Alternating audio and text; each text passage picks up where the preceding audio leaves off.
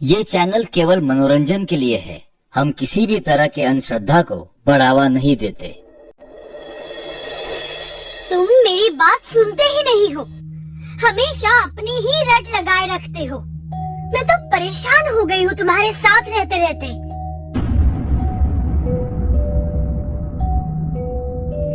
न जाने मेरी कैसी बुद्धि भ्रष्ट हो गई थी जो मैंने तुमसे शादी कर ली।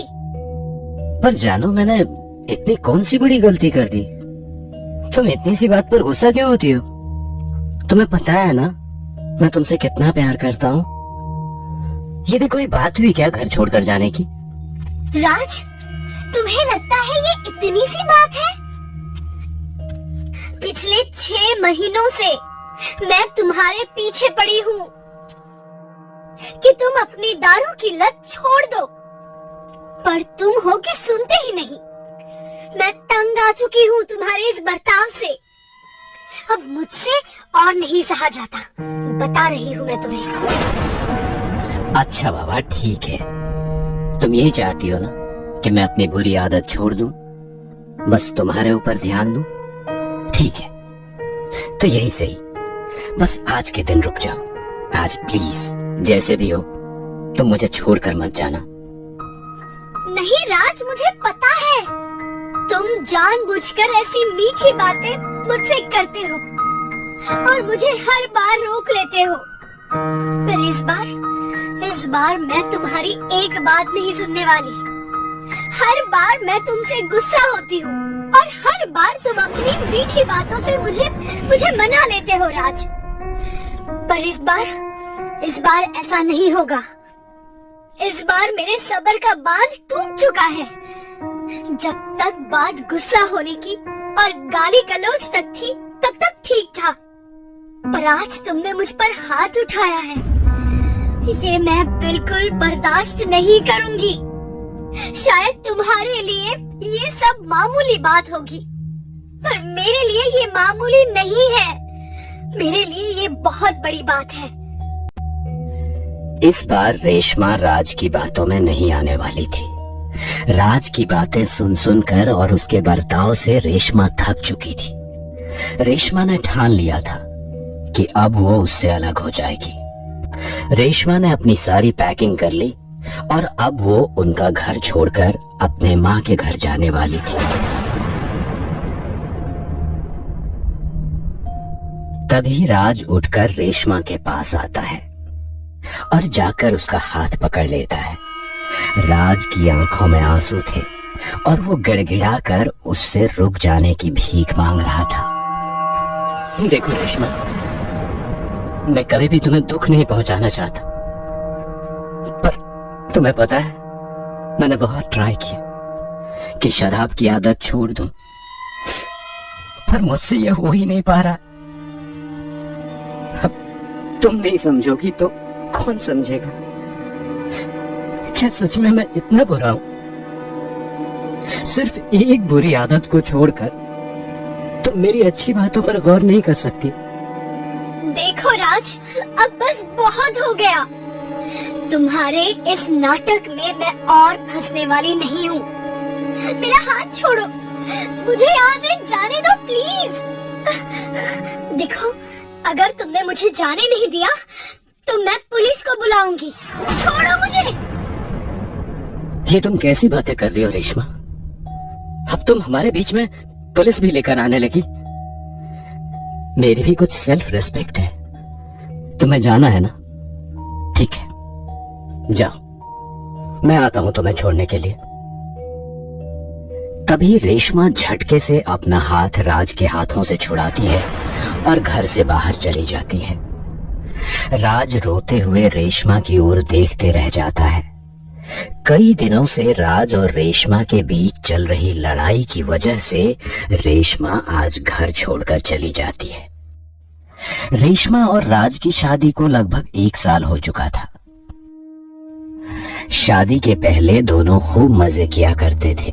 रोज क्लब लाइफ एंजॉय करते थे। शराब, खाना पीना, ये सब उनके लिए बहुत आम बात थी। लेकिन शादी के बाद, जैसे कहते हैं, सब चीजें बदल जाती है। इस तरह रेशमा ने भी अपनी पुरानी यादों पर नियंत्रण पा लिया था, पर शायद राज को ये सब समझने के लिए कुछ और वक्त चाहिए था। वो अपने ही मजे में रहता, दोस्तों के साथ पार्टी करना, रोज घर पर देरी से आना, वो भी शराब की धुन में। अब रेशमा से सहा नहीं जा रहा था और इसी कारण रेशमा आज घर छोड़कर चली जाती है और राज अकेला पड़ जाता है। 2 दिन बाद राज को रेशमा की माँ का फोन आता है। बेटा, कैसे हो? सब ठीक है ना? मैं ठीक हूँ माँ जी, आप कैसी हैं? हाँ, मैं भी ठीक हूँ बेटा। रेशमा कैसी है?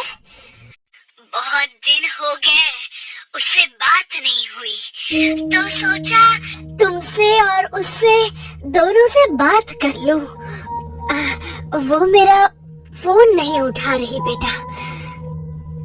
अरे माँ जी, वो तो 2 दिन पहले ही मुझसे तो कहा कि आपके घर जा रही है। क्या वो अभी तक वहाँ पर नहीं आई?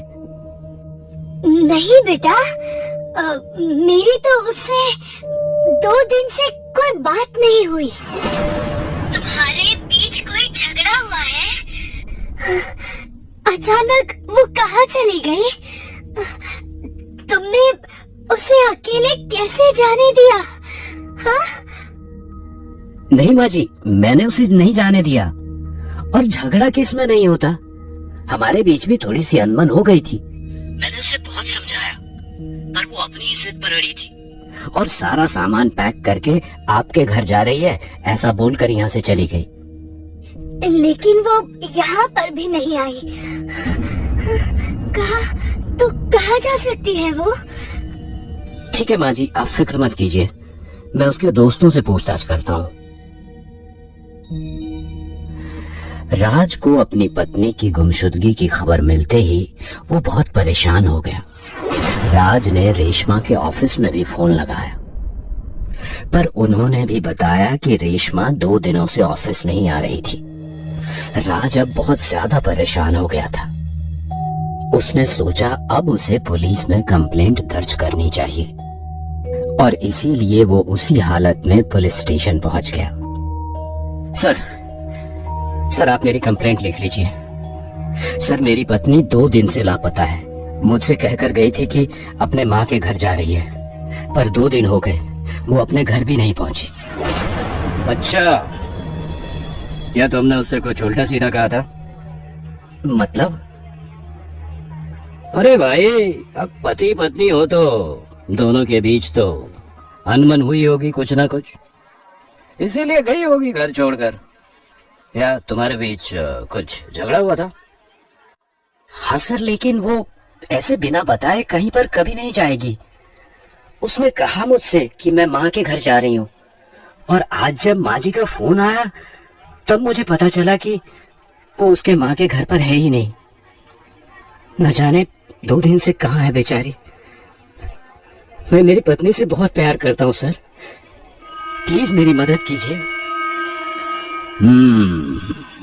ठीक है, मैं देखता हूँ क्या हो सकता है, पर तुम भी अपने दोस्तों में पूछ कर देख लेना, क्या पता तुमसे गुस्सा होकर किसी दोस्त के घर चली गई हो। जी सर। तभी इंस्पेक्टर को एक फोन आता है। इंस्पेक्टर को फोन पे ये पता चलता है कि उसे शहर के एक नाले में किसी की लाश मिली है। वो कोई लड़की है। ये सुनकर राज बुरी तरह से डर जाता है और वो खुद के आंसू रोक नहीं पाता।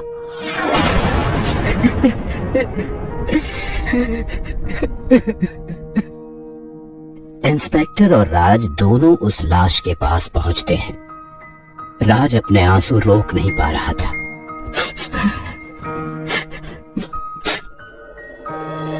वो कांपते हुए उस लाश के पास पहुंचता है और डरते हुए उस लाश पर से कपड़ा हटाता है। वो लाश बहुत ही बुरी हालत में थी। सफेद चेहरा, फूला हुआ शरीर। इतनी बुरी मौत कभी किसी को ना मिले। राज डरते हुए इंस्पेक्टर से कहता है, नहीं सर, ये मेरी बीवी नहीं है। ठीक है, तुम घर जाओ, हमें कुछ खबर मिलते ही हम तुमको इत्तला कर देंगे। राज वहां से चलते चलते घर आ जाता है। जैसे राज घर का दरवाजा खोलता है, वो देखता है उसकी पत्नी रेशमा डाइनिंग टेबल पर बैठी है। रेशमा, तुम कहाँ चली गई थी? मैंने तुम्हें कहाँ कहाँ नहीं ढूंढा। न जाने मन में कैसे कैसे ख्याल आ रहे थे। इतना क्यों गुस्सा करती हो? राज रेशमा का हाथ पकड़ता है और अपने गालों के ऊपर फेरते हुए कहता है, तुम जानती हो ना मैं तुमसे कितना प्यार करता हूं। तुम्हारे जिस्म के हर एक हिस्से को अपने आप में समा लेना चाहता हूं।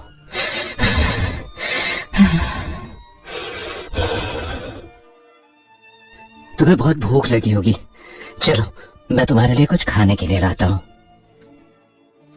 राज उठता है और फ्रिज की तरफ जाता है।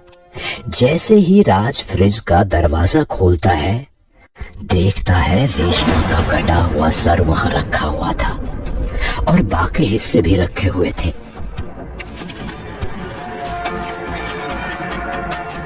राज वहां से उसका हाथ उठाता है और प्लेट में परोसकर टेबल पर ले आता है।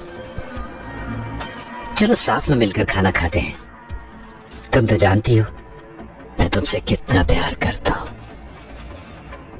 तुम्हारे बिना मेरा एक दिन भी 100 साल के बराबर लगता है और इसीलिए तुम्हारे जिस्म के हर एक हिस्से को अपने आप में समा लेना चाहता हूं। तुम्हारी आवाज भी एक गीत जैसी लगती थी मुझे। न जाने अब तुम्हारी चीख भी इतनी खामोश सी लगती है।